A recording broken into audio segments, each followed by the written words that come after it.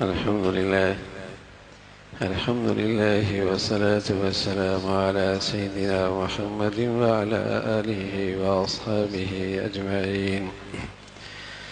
الحمد لله والصلاة والسلام على سيدنا محمد وعلى آله وأصحابه أجمعين. أما بعد فأعوذ بالله من الشيطان الرجيم. بسم الله الرحمن الرحيم. كنتم خير أمة أخرجت للناس تأمرون بالمعروف وتنهون عن المنكر. صدق الله العظيم. اللهم صل على سيدنا محمد النبي الأمي وعلى آله وأصحابه وسلم. اللهم صل على سيدنا محمد النبي الأمي وعلى آله وأصحابه وسلم. میرے معزز مسلمان بزرگوں، عزیز بھائیوں، یہ امت مسلمہ، یہ منتخب اور چنی ہوئی امت ہے۔ اللہ کے حبیب صلی اللہ علیہ وسلم کے صدقے اللہ نے اسے یہ عزت بخشی ہے کہ یہ ساری امتوں میں سب سے بڑھیا امت ہے۔ خیر الامت کا لقب اسے ملا ہے۔ کنتم خیر امہ۔ حضرت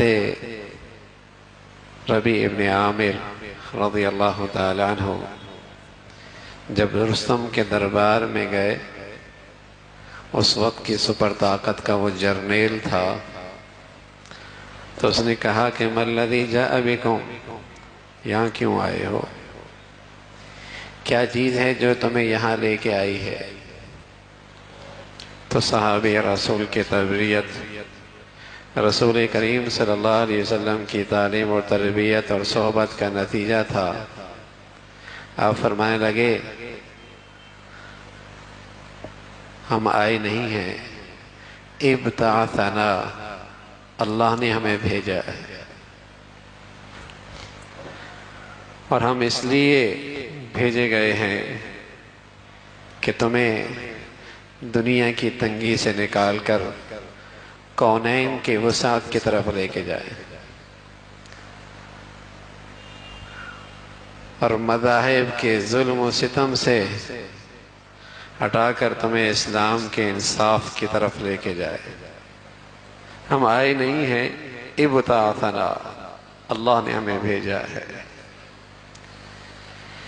تو پیغمبر بھی بھیجے جاتے ہیں۔ تو رسول کریم صلی اللہ علیہ وسلم پر جب نبوت کا سلسلہ ختم ہوا تو اللہ نے اس پوری امت کو وہ ذمہ داری دی جو پیغمبروں کی ذمہ داری ہوا کرتی تھی، اس لیے کہ دین زندگی کا محافظ ہے، یہ رہے گا تو زندگی رہے گی۔ اب اس دین اور زندگی کی بقا کے لیے اللہ نے اس امت کے اوپر ایک ذمہ داری ڈالی ہے۔ کنتم خیر امہ اخرجت للناس تأمرون بالمعروف وتنہون عن المنکر۔ جو اس امت کی خاص امتیاز ہے اور اس امت کی ایک خصوصیت ہے، وہ ہے امر بالمعروف اور نہی عن المنکر۔ یہ برائیوں سے روکتی ہے اور اچھائیوں کی دعوت اور نیکیوں کو پھیلاتی ہے۔ یہ اس امت کا فریضہ اور ذمہ داری ہے،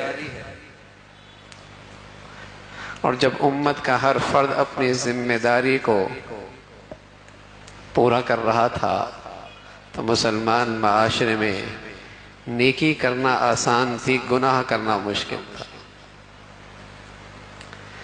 مسلمانوں کے گھرانے ہوں، مسلمانوں کی سوسائٹی ہوں، مسلمانوں کے بازار ہوں، مسلمان معاشرہ ہو، جب یہ امت اس فریضے کو ادا کر رہی تھی تو نیکی کرنا آسان تھا، برائی کرنا مشکل تھی۔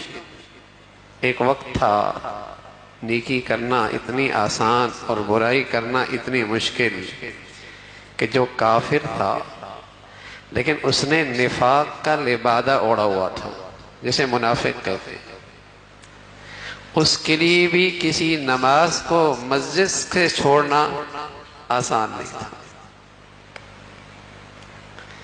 یعنی برائی اس قدر مشکل ہو گئی تھی کہ ایک کفر رکھنے والا دل میں لیکن اپنا اسلام کا اظہار کرنا چاہتا ہے تو اس کے لیے بھی نماز چھوڑنا اور جماعت چھوڑنا، مسجد چھوڑنا آسان نہ تھا، اس لیے کہ یہ علامت ہوتی تھی کہ جو مسجد میں نہیں جاتا، جماعت نہیں شریک ہوتا، نماز نہیں پڑھتا، وہ سب کچھ ہو سکتا ہے، مسلمان نہیں ہو سکتا۔ یہ اس معاشرے میں ایک عام تصور تھا، ذہن تھا، اس لیے کہ بے نمازی کے بارے میں اللہ نے بتایا تھا کہ ما سلککم فی سقر قالوا لم نکن من المصلین، اس جہنم میں کیوں پڑے ہو تو کہتے تھے ہم نماز نہیں پڑھتے، نماز نہیں پڑھتے۔ فویل للمصلین، نمازیوں کے لیے بھی بڑی بربادی ہے، کیوں؟ جماعت میں شریک نہیں ہوتے، مسجد کا اہتمام نہیں ہے، وقت کا اہتمام نہیں کرتے، ایسے نمازیوں کے لیے بڑی بربادی ہے۔ فویل للمصلین، تو جب مسلمان امر بالمعروف اور نہی عن المنکر کرتے تھے تو مسلمان معاشرے میں گناہ کرنا مشکل ہو جاتا، نیکی کرنا آسان ہوتا۔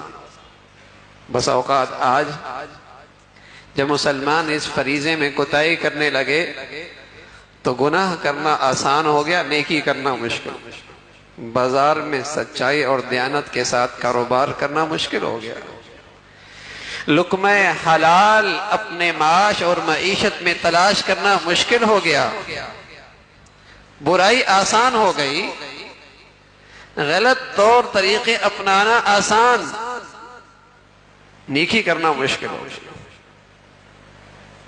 تو یہ مسلمانوں کا فریضہ تھا، اور جب تک یہ مسلمان فریضہ ادا کر رہے تھے ان کا اپنا دین محفوظ، ان کی اولادیں محفوظ تھی، ان کا معاشرہ محفوظ تھا، ان کا لقمہ حلال محفوظ تھا، ان کی زندگی اللہ کی بندگی ان کی زندگی میں محفوظ تھی۔ اور جب یہ امر بالمعروف اور نہی عن المنکر کا فریضہ چھوٹا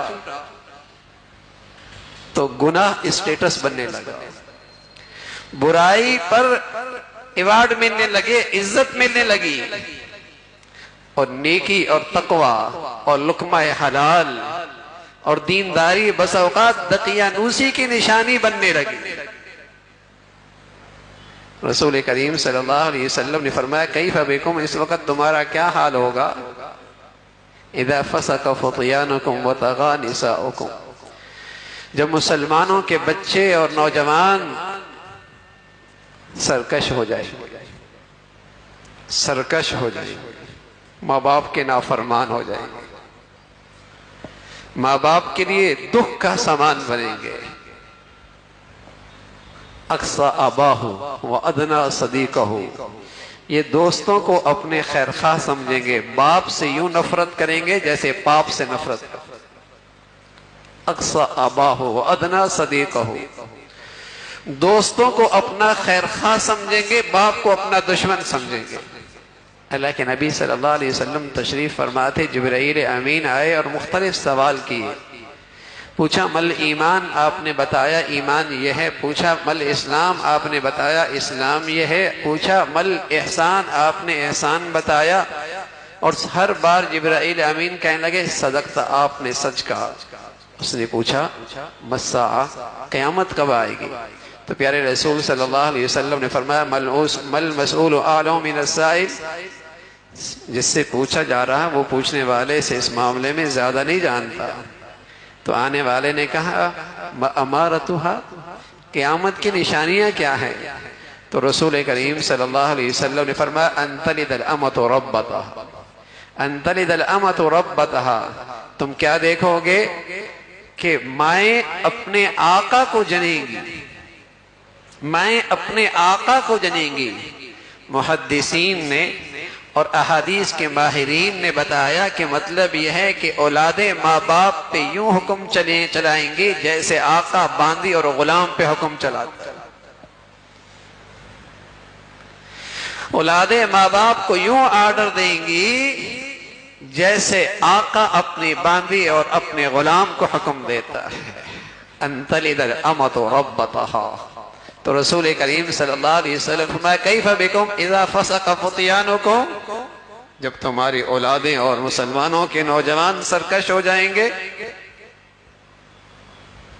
وطغى نساؤکم، اور عورت ذات جس میں اللہ نے شرم و حیا مردوں سے زیادہ رکھا، جس کے اندر اللہ نے غیرت اور حیا مرد سے بھی یہ جوہر زیادہ عطا فرمایا ہے، یہ جوہر اللہ نے اسے زیادہ فرمایا، شرم و حیا کی ساری حدیں پھلانگ جائیں گی. پوچھنے والوں نے کہا یا رسول اللہ ان ذالک لکان یا رسول اللہ، ایسا بھی ہوگا؟ رسول کریم صلی اللہ علیہ وسلم نے فرمایا نعم اشد منہ، معاملہ اس سے بھی آگے کا ہوگا. پھر فرمایا کیف بکم، تمہارا اس وقت کیا حال ہوگا کہ لا تأمرون بالمعروف ولا تنہون عن المنکر، تم برائی سے نہیں روکو گے اور اچھائی کی طرف نہیں بلاؤ گے. فرمایا ان ذالک لکان یا رسول اللہ، فرمایا یا رسول اللہ مسلمان اس فریضے کے اندر بھی کوتاہی کرے گا کہ آنکھوں کے سامنے، اس کی آنکھوں کے نیچے، اس کے اپنے ماتحت، اس کی اپنی چار دیواری میں جہاں اس کی بات سنی جاتی ہے، اس کی بات کی اہمیت ہے، وہاں بھی اللہ کی نافرمانی اور یہ ٹھنڈے سانوں اسے برداشت کرے گا، ماتھے پہ بل نہیں آئے گا، کان پہ جو نہیں رینگے گی. ان ذالک لکان یا رسول اللہ، ایسا بھی ہوگا؟ فرمایا نعم اشد منہ، فرمایا معاملہ اس سے بھی آگے ہوگا. فرمایا کیف بکم، اس وقت تمہارا کیا حال ہوگا؟ اذ تأمرون بالمنکر وتنہون عن المعروف، جب تم برائی کی طرف بلاؤ گے اور نیکی کے راستے میں رکاوٹ بن جاؤ.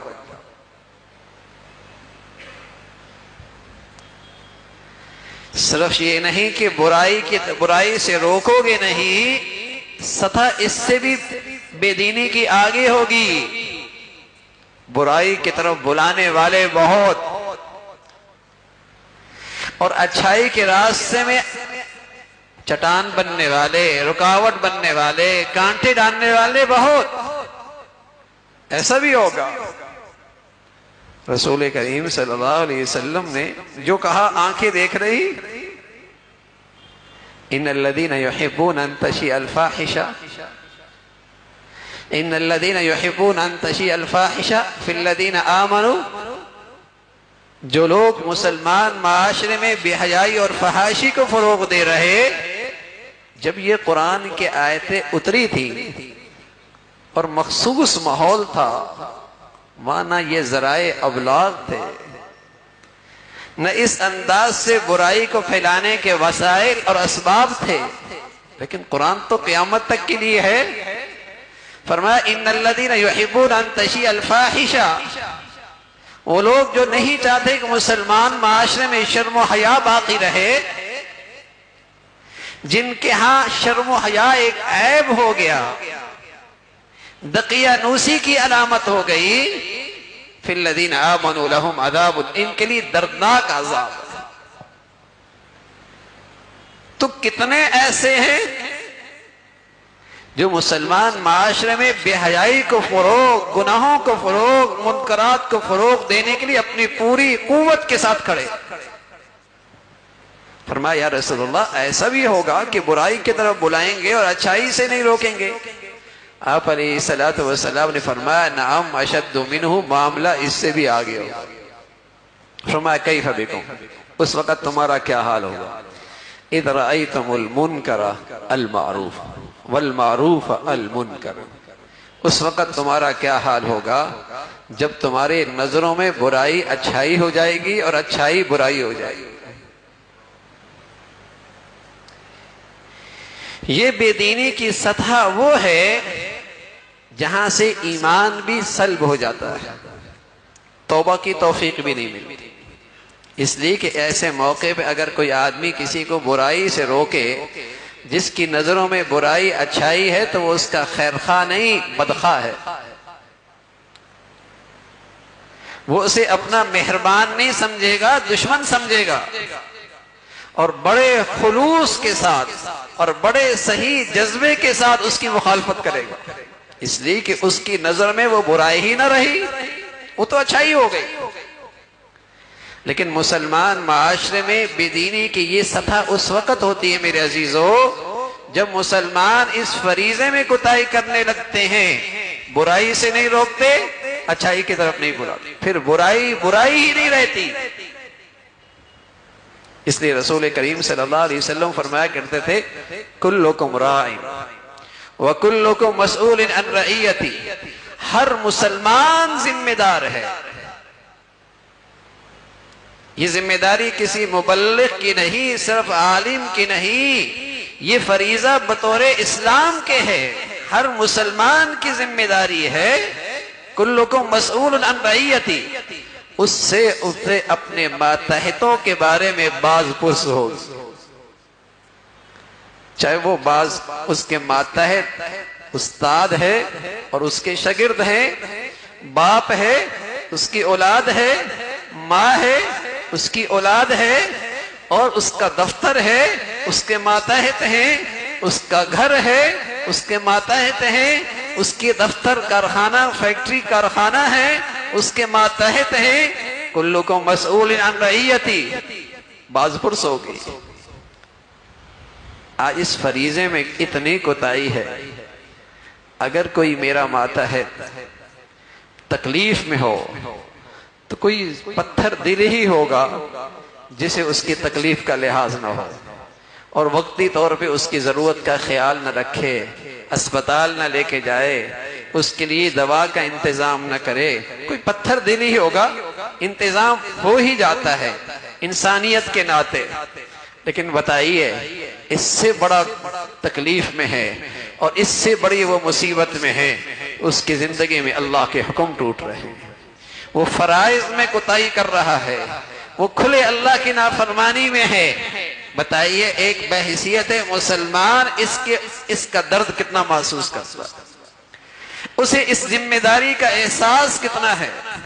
تو رسول کریم صلی اللہ علیہ وسلم فرمایا لگے کلکم راع، تم میں سے ہر شخص ذمہ دار ہے۔ آج مسلمان جو دیندار ہیں نماز میں کوتاہی کر لیں تو توبہ کر لیتے ہیں، روزہ نہ رکھیں توبہ کر لیتے ہیں، زکوٰۃ نہ دیں توبہ کر لیتے ہیں، کسی کا حق مار لیں توبہ کر لیتے ہیں، سود لے لیں توبہ کر لیتے ہیں۔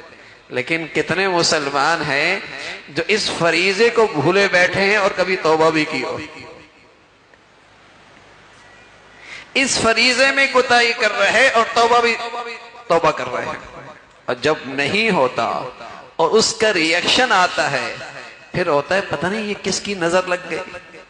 ارے میاں کسی کی کیا نظر لگنی ہے، سوچا کیوں نہیں کہ کسی فریضے کی کوتاہی کا ریئیکشن ہے، کسی گناہ کی نحوست ہے، یہ بھی ایک فریضہ ہے۔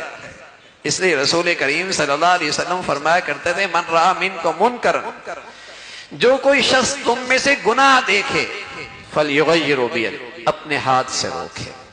جہاں وہ ہاتھ سے روک سکتا ہے نا، اس کا اختیار ہے، اسے قدرت حاصل ہے، اپنا گھر ہے، اپنی چار دیواری ہے، اپنا اختیار ہے، اپنی اولاد ہے، اپنی بچے ہیں، تو وہاں تو اپنے پیسوں سے گناہوں کو فروغ نہ دینا، کھلا رہا ہے، پلا رہا ہے اور اللہ کی نافرمانی کو بھی فروغ دے رہا ہے، اس ظلم میں برابر کا شریک ہے۔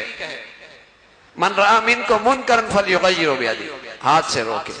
فإن لم یستطع، اگر ہاتھ سے نہیں روک سکتا فبلسانی، دوسری صورت یہ ہے زبان سے روکے۔ فإن لم یستطع، زبان سے بھی نہیں روک سکتا، آگ لگی ہوئی ہے، آدمی اپنے ہاتھوں سے اسے بجھاتا ہے، اور اگر اپنے ہاتھوں سے نہیں بجھا پاتا دوسری صورت اختیار کرتا ہے، آواز لگاتا ہے لوگو آگ لگی ہوئی ہے آؤ مدد کرو۔ دوسری صورت زبان سے اس آگ کو بجھاتا ہے۔ تیسری صورت کوئی صورت نہیں بن رہی، کوئی آواز بھی نہیں سن رہا، آج زبان کی گویائی بھی کام نہیں آ رہی، اپنی طاقت بھی کام نہیں آ رہی، کیا کرتا ہے اپنے آپ کو اس آگ سے دور کر لیتا ہے اور اندر ہی اندر تدبیر کرتا ہے، اندر ہی اندر کڑتا ہے، اندر ہی اندر تکلیف اٹھاتا ہے، اندر ہی اندر سوچتا ہے اس آگ کو کیسے بجھایا جائے، تو رسول کریم صلی اللہ علیہ وسلم نے فرمایا من رأى منکم منکرن، جو کوئی آگ گناہ کی دیکھے ہاتھ سے روکے، نہیں روک سکتا زبان سے روکے، اور اگر زبان سے بھی نہیں رک رہی فَإِن لَمْ يَسْتَطِعْ فَبِقَلْبِهِ، آخری صورت یہ ہے پھر دل سے پریشان ہو جائے، دکھی ہو جائے، اندر درد آ جائے کہ اس گناہ کی آگ کیسے بجھاؤں، تو رسول کریم صلی اللہ علیہ وسلم نے فرمایا اگر یہ کیفیت بھی ہے تب بھی ایمان موجود ہے، تب بھی ایمان موجود ہے، زبان سے بھی نہیں روکتا، زبان ہاتھ سے بھی نہیں روکتا، اور دل کے اندر بھی برا نہیں مناتا، اور اس کی تکلیف اس کو نہیں ہوتی، فرمایا پھر یہاں ایمان کوئی نہیں، پھر یہاں ایمان کوئی نہیں ہے۔ ایمان کا تقاضا یہ ہے میرے عزیزو، گناہ کو گناہ سمجھیے، گناہ کو اپنی استطاعت کے مطابق روکیے، یہ ایمان کا تقاضا ہے۔ اس لیے رسول کریم صلی اللہ علیہ وسلم فرمایا کرتے تھے کلکم مسئول عن رأی، ہر شخص ذمہ دار ہے، تو یہ اس امت کی ذمہ داری ہے، اس امت کی ہر فرد کی ذمہ داری ہے، اپنے دائرہ اختیار ایسا کر لے کہ اس دائرہ اختیار میں اللہ کا حکم توڑنا مشکل ہو جائے۔ بتائیے معاشرہ کس تیزی کے ساتھ اصلاح کی طرف اور تیزی کے ساتھ بھلائی کی طرف اور کس تیز رفتاری کی طرح نیکی کی طرف فروغ پائے گا جب ہر شخص اس ذمہ داری کو محسوس کرے گا۔ پہلے گھر کا ذمہ دار ہوا کرتا تھا اور سب کو یہ احساس ہوتا تھا کچھ غلط کریں گے والد موجود ہیں، کچھ بڑے موجود ہیں، سب کو یہ احساس ہوتا تھا بڑے موجود ہیں۔ اب تو آنکھوں کے سامنے اللہ کی نافرمانی ہوتی ہے لیکن ایسا لگتا ہے ایمان کا چراغ ہی بجھ گیا ہے، اپنی ذات کے بارے میں بڑی غیرت ہے اور بڑا غصہ ہے اور بڑا جیسے کہیں کہ دکھ ہوتا ہے، لیکن اگر غیرت نہیں ہے تو اللہ کی خاطر نہیں ہے، اگر تکلیف نہیں ہے تو اللہ کی خاطر نہیں ہے۔ اور رسول کریم صلی اللہ علیہ وسلم فرمایا کرتے تھے جو اللہ کی نافرمانی کو دیکھ کر اور اس کے لحاظ نہ کرے تو پھر ایک وقت آتا ہے مخلوق کے دل سے اللہ اس کا بھی لحاظ ختم کر دیتا ہے۔ جب اس نے اپنے ماتحتوں کو اللہ کا لحاظ کر کے نافرمانی سے نہ روکا پھر یہ اولاد بھی اس کا لحاظ نہیں کرتی، پھر اس کے ماتحت بھی اس کا لحاظ نہیں کرتے، اس لیے کہ اس نے بادشاہوں کے بادشاہ اور اس مالک الملک اور اس محسن حقیقی کا جب لحاظ نہ رکھا پھر دلوں سے اس کا بھی لحاظ اور عظمت اور قدر نکل جایا کرتی ہے۔ تو میرے عزیزو یہ بھی فریضہ ہے اور یہ ہر مسلمان کی ذمہ داری ہے، اپنے دائرہ اختیار میں ایسا ماحول ہو وہاں اللہ کا حکم توڑنا مشکل ہو جائے، نیکی پہ آنا آسان ہو جائے۔ اللہ رب العزت اس فریضے پہ آنا ہم سب کے لیے آسان فرمائے۔ وآخر دعوانا الحمدللہ رب العالمین۔